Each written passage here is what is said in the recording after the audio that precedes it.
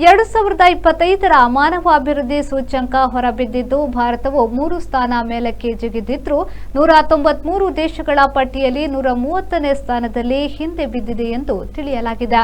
ವಿಶ್ವಸಂಸ್ಥೆಯ ಅಭಿವೃದ್ಧಿ ಯೋಜನೆಯಡಿ ಹೊರಬಿದ್ದಿರುವ ಈ ಮಾನವ ಅಭಿವೃದ್ಧಿ ಸೂಚ್ಯಂಕವು 2023ರ ಅಂಕಿ ಅಂಶಗಳನ್ನು ಆಧರಿಸಿದ್ದಾಗಿದೆ. ಆರೋಗ್ಯ, ಶಿಕ್ಷಣ, ಆದಾಯವನ್ನು ಮುಖ್ಯವಾಗಿ ಮಾನವಾಭಿವೃದ್ಧಿ ಸೂಚ್ಯಂಕಕ್ಕೆ ಪರಿಗಣಿಸಲಾಗುತ್ತದೆ. ಶ್ರೀಲಂಕಾವು 89ನೇ ಸ್ಥಾನದಲ್ಲಿ ಭಾರತಕ್ಕಿಂತ ಮುಂದಿದೆ. ನೇಪಾಳ 145, ಪಾಕಿಸ್ತಾನ 168ನೇ ಸ್ಥಾನ ಎಂದು ಭಾರತಕ್ಕಿಂತ ಹಿಂದೆ ಬಿದ್ದಿದೆ. ಭಾರತೀಯ ಜೀವಿತಾವಧಿಯು 67.7 ವರ್ಷದಿಂದ 72 ವರ್ಷಕ್ಕೆ ಏರಿಕೆ ಕಂಡಿದೆ. ಆದರೆ ಆರೋಗ್ಯ, ಶಿಕ್ಷಣ, ಆದಾಯ ಮೂರರಲ್ಲೂ ಬಹುತೇಕ ಭಾರತೀಯರು ಹಿನ್ನಡೆ ಕಂಡಿದ್ದಾರೆ. ಬ್ರಿಕ್ಸ್ ದೇಶಗಳಲ್ಲಿ ರಷ್ಯಾ 59, ಬ್ರೆಜಿಲ್ 89, ಚೀನಾ 75, ತೆಂಕಣ ಆಫ್ರಿಕಾ 110ನೇ ಸ್ಥಾನದಲ್ಲಿದ್ದರೆ ಭಾರತವು ಕೊನೆಯಲ್ಲಿ 130ರಲ್ಲಿದೆ.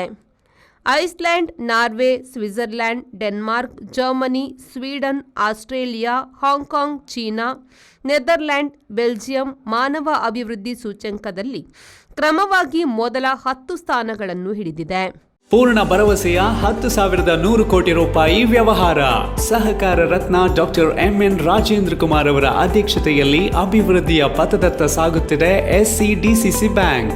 19 ಬಾರಿ ರಾಜ್ಯ ಅಪೆಕ್ಸ್ ಬ್ಯಾಂಕ್ ಪ್ರಶಸ್ತಿ, 18 ಬಾರಿ ನಬಾರ್ಡ್ ಪ್ರಶಸ್ತಿ ಪಡೆದ ರಾಜ್ಯದ ಬ್ಯಾಂಕ್. ಎಸ್ಸಿಡಿಸಿಸಿ ಬ್ಯಾಂಕ್ ಜನೋಪಯೋಗಿ ಸಾಲ ಯೋಜನೆಗಳು, ಕೃಷಿ, ಹೈನುಗಾರಿಕೆ, ವ್ಯಾಪಾರ ಉದ್ದೇಶಗಳಿಗೆ ಸಾಲ, ಸ್ವಸಹಾಯ ಗುಂಪುಗಳಿಗೆ ವೇತನಾಧಾರಿತ ಸಾಲ, ಕೈಗಾರಿಕೆ ಮತ್ತು ಸೇವಾ ಘಟಕ ವಾಸ್ತವ್ಯದ ಮನೆ ಸಾಲ ಸೌಲಭ್ಯ, ಚಿನ್ನಾಭರಣ, ಈಡಿನ ಸಾಲ, ವಾಹನ ಸಾಲ, ಶಿಕ್ಷಣ ಸಾಲ, ಆಕರ್ಷಕ ಬಡ್ಡಿ ದರದಲ್ಲಿ ತಕ್ಷಣ ಸಾಲ ಮಂಜೂರು. 107 ವರ್ಷಗಳ ಸಾರ್ಥಕ ಸೇವೆಯಲ್ಲಿ ದಕ್ಷಿಣ ಕನ್ನಡ ಜಿಲ್ಲಾ ಕೇಂದ್ರ ಸಹಕಾರಿ ಬ್ಯಾಂಕ್ ನಿಯಮಿತ.